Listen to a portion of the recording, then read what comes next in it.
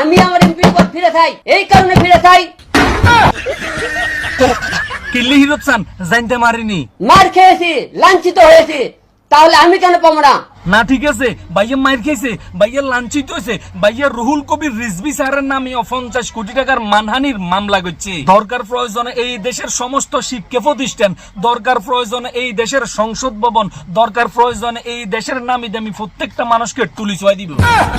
এরপরেও এই দেশের একদিনের জন্য হইলেও আলম ভাইসে এমপি হইব, বিশ্বাস করেন না কেন? এমুই চাইয়েন না, এমুই চাইয়েন। আমি হিরো আলম একদিনকের জন্য হলেও বাংলাদেশের এমপি পদ চাই আমি। ভাইয়া আইনের কাছে যান, মামলা করেন, দেখেন তারা কি বলে। আইনের কাছে অনেক গেছে, মামলা করেছি, কিন্তু মামলা কোনো রায় পাইনি। এইবার আসেন ভাইয়ের আসল কথায়। আসল কথা কইলে কইবেন মসজিদের ইমাম সাহেব খারাপ। আপনি গতদিনেও নুসরাতের সাথে ফষ্টি নষ্টি কইরা নুসরাতকে বিয়ে ছাড়া তার সাথে থাইকে তারেও সাইরে দিছেন। এরপরে আপনার গ্রামের মধ্যে যে বউটা আছে তাকেও অবহেলিত কইরা লাঞ্ছিত কইরা গ্রামের মধ্যে রাইখে দিছেন। বর্তমানেও আপনি দেশের আইনকে ভঙ্গ কইরা ইসলামের আইনকে ভঙ্গ কইরা রিয়া মনির সাথে বিয়ে ছাড়া থাকতেছেন। এখন ভাইয়া নুসরাত যে আপনার নামে দর্শনের মামলা দিছিল, সেই মামলাটার রায়ও যদি আদালত দিত তাহলে শতানের বাচ্চা লকাবে থাকতি, বকর বকর করতে এতি না। আর সবচাইতে বড় কথা হচ্ছে আওয়ামী লীগকে গিনে করে বিএনপির লোক, জামাতে ইসলামের লোক আপনাকে ভোট দিয়ে জয়যুক্ত করেছিল। প্রত্যেকটা মানুষের লক্ষ্য ছিল একটা, শুধু আওয়ামী লীগকে অপমান করা। আপনি আবার মনে করেন না এইটা আপনার যোগ্যতা। এখন মূল কথা হচ্ছে আপনি জাতীয় সংসদ নির্বাচন কয়বার করছিলেন সেইটা একটু বলেন চাই।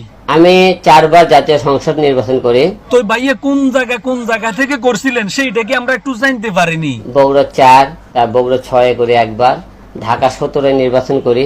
এই বেরাসেন ভাইয়ের আসল কথা, আগের দিনের মুরব্বীরা কইতো দেশ তখনই ধ্বংস হয়ে যাবে যখন শিক্ষিত স্থানে অশিক্ষিত লোকগুলি বৈশা পড়বে। আগের দিনের জ্ঞানী গুণীরও এই কথাটা বলতো, একটা দেশকে ধ্বংস করার জন্য তার শিক্ষা ব্যবস্থাটাকে সর্বপ্রথম ধ্বংস করে দিতে হবে। না হলে একজন এমপি হতে হবে শিক্ষিত, তার থাকতে হবে যোগ্যতা, সে হবে নম্রভদ্র। একজন চেয়ারম্যান সে শিক্ষিত হতে হবে, একজন মেম্বার সে শিক্ষিত হতে হবে। আর সব যদি হিরো আলমের মতো অশিক্ষিত লোকগুলি নির্বাচন করার জন্য উঠে বসে পড়ে, তাহলে একজন ডিগ্রি পাস, একজন মাস্টার্স পাস, একজন অনার্স কমপ্লিট করা লোক চাকরির জন্য এই অশিক্ষিত লোকগুলির সিগনেচার লাগবে। এখন মূল কথাটা হচ্ছে শিক্ষিত লোকগুলিকে অপমান করা হলো না অশিক্ষিত লোকগুলিকে সম্মান দেওয়া হলো, প্রশ্নটা হচ্ছে আপনাদের বিবেকের কাছে। এই জন্য আগের দিনের মুরব্বীরা কইতো গেছে দিন অনেক ভালো ছিল আর আসতেছে দিন অনেক খারাপ, অনেক জঘন্য। আমার যোগ্যতা হচ্ছে আমি মাটি কাটা পর্যন্ত, আমার যোগ্যতা হচ্ছে আমি ফার্মেসিতে চাকরি করা পর্যন্ত। আর আমি যদি এই দেশের উকিল হইতে চাই, আমি যদি এই দেশের সংসদ সদস্য হইতে চাই, তাহলে পাগল আর আমার মধ্যে কোনো তফাৎ নাই। আর যারা অযোগ্য হইয়া যোগ্যতার ভাব ধরে বসে থাকবে তাদের ঠিকানা হচ্ছে গিয়ে পাবনা হসপিটালে। এই বেরাসেন আলম ভাইসা, আপনাকে শুধু রাস্তার মধ্যে পাগলামি আর নোংরামি বেশ্যাগিরি করা ছাড়া আর অন্য কোনো কাজে মানায় না। আর আপনি যদি আদালতের সব রায় চান, তাহলে নুসরাতের মামলার রায় আপনি থাকবেন জেলে। বেশি লাফালাফি করিয়েন না, যেমনি আছেন এমনি ভালো। সবাই ভালো থাকেন, সুস্থ থাকেন, দেশটাকে কিভাবে ভালো রাখা যায় সেইটা নিয়ে ভাবেন। আল্লাহ হাফেজ।